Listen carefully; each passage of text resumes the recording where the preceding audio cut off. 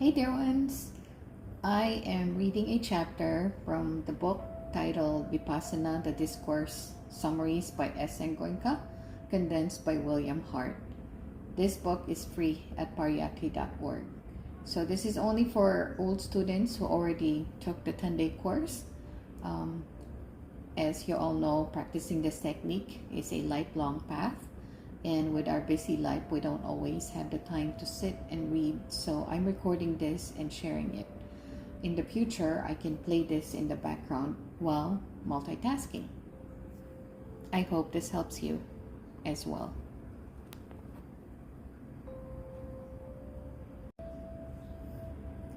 Day 1 Discourse. Initial difficulties, the purpose of this meditation, why respiration is chosen as the point, the nature of the mind, the reason for the difficulties, and how to deal with them, dangers to be avoided.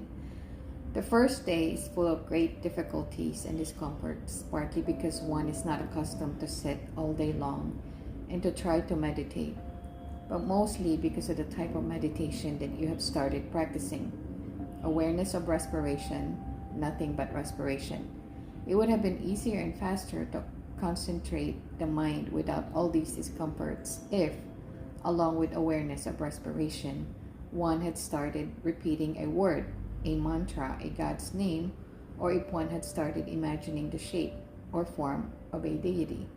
But you are required to observe bare respiration as it naturally is, without regulating it. No word or imagined form may be added. They are not permitted because the final aim of this meditation is not concentration of mind. Concentration is only a help, a step leading to a higher goal, purification of mind, eradicating all the mental defilements, the negativities within, and thus attaining liberation from all misery, attaining full enlightenment. Every time an impurity arises in the mind, such as anger, hatred, passion, fear, etc., one becomes miserable. Whenever something unwanted happens, one becomes tense and starts tying knots inside. Whenever something wanted does not happen, again, one generates tension within. Throughout life, one repeats this process until the entire mental and physical structure is a bundle of Gordian knots.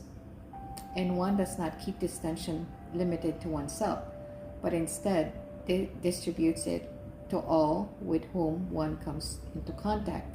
Certainly, this is not the right way to live.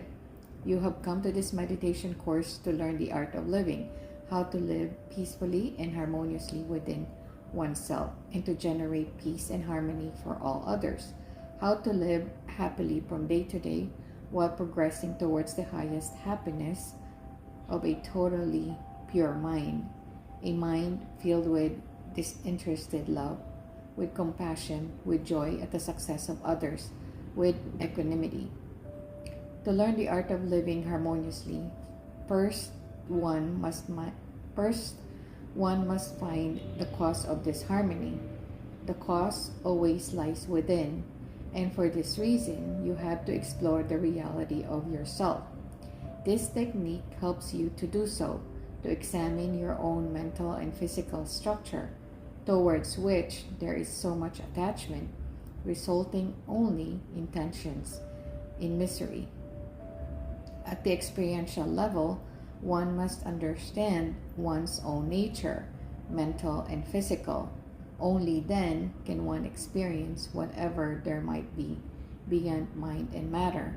This is therefore a technique of truth realization, self-realization, investigating the reality of what one calls oneself. It might also be called a technique of God realization, since after all, God is nothing but truth, but love, but purity. Direct experience of reality is essential.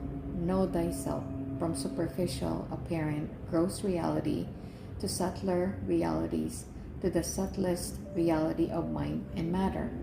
Having experienced all these, one can then go further to experience the ultimate reality, which is beyond mind and matter.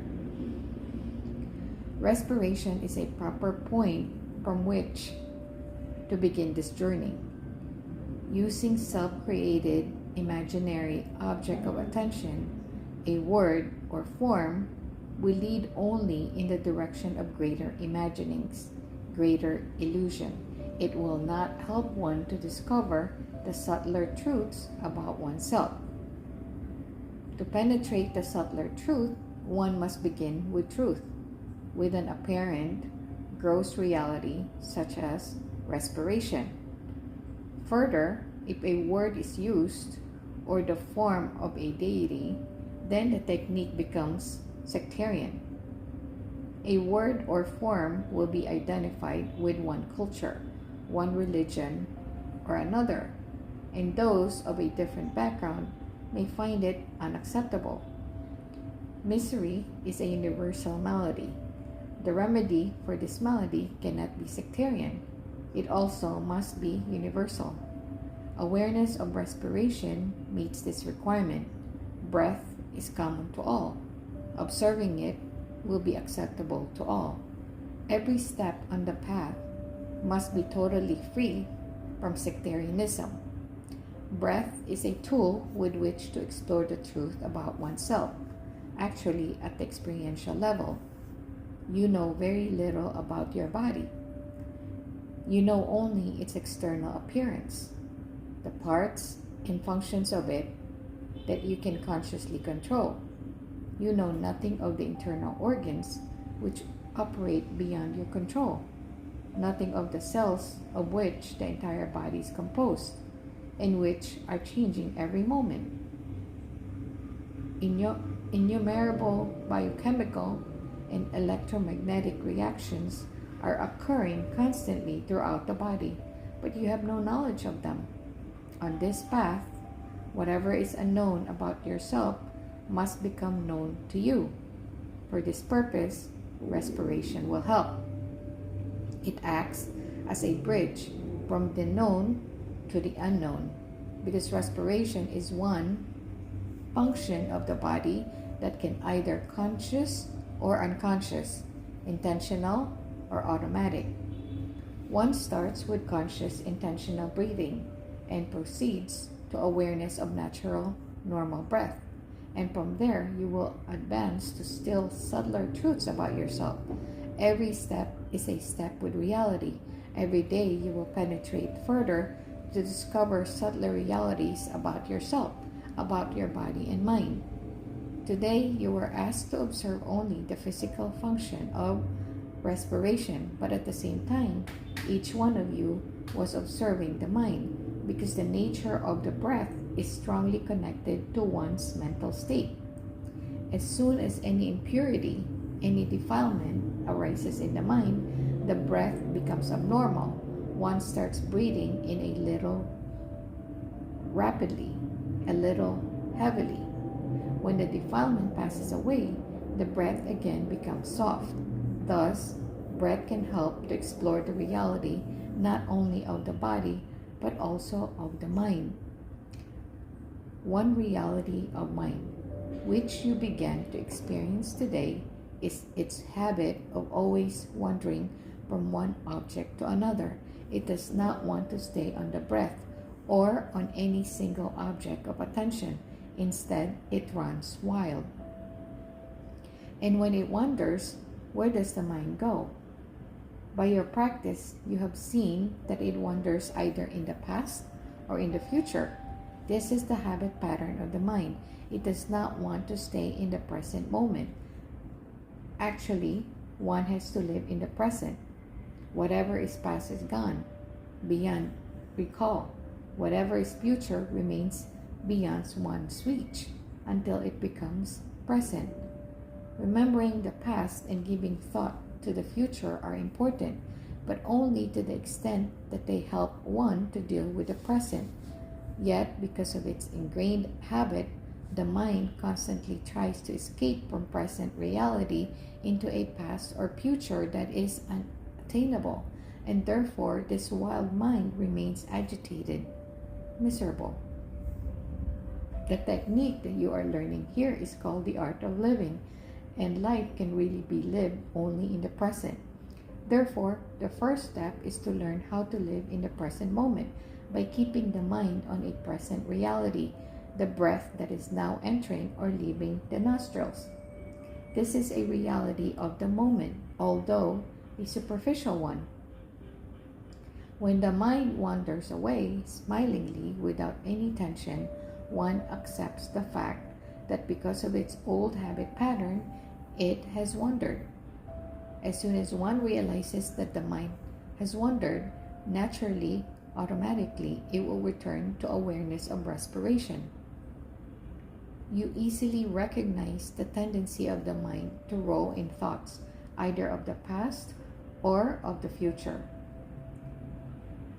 Now, of what type are these thoughts? Today, you have seen for yourselves that at times, thoughts arise without any sequence, any head or tail.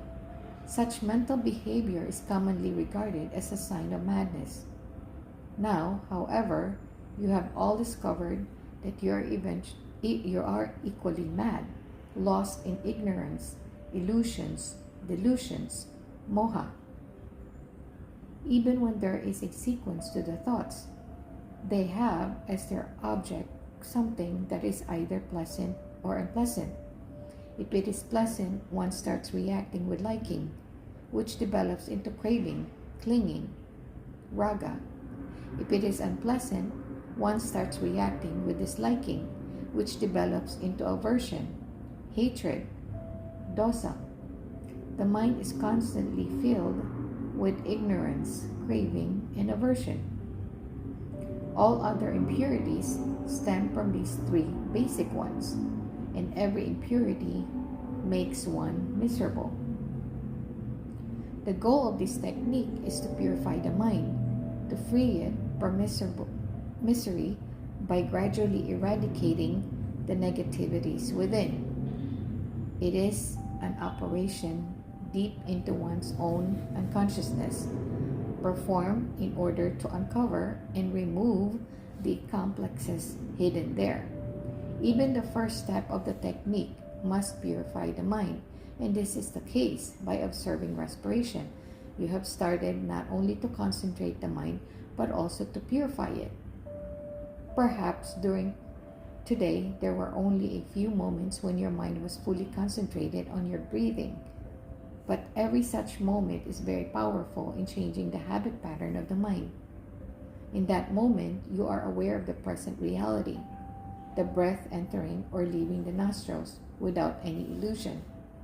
And you cannot crave for more breath or feel aversion towards your breathing. You simply observe without reacting to it. In such a moment, the mind is free from the three basic defilements. That is, it is pure. This moment of purity at the conscious level has a strong impact on the old impurities accumulated in the unconscious. The contact of these positive and negative forces produce an explosion. Some of the impurities hidden in the unconscious rise to the conscious level and manifest as various mental or physical discomforts. When one faces such a situation, there is the danger of becoming agitated and multiplying the difficulties. However, it would be wise to understand that what seems to be a problem is actually a sign of success in the meditation, an indication that in fact the technique has started to work.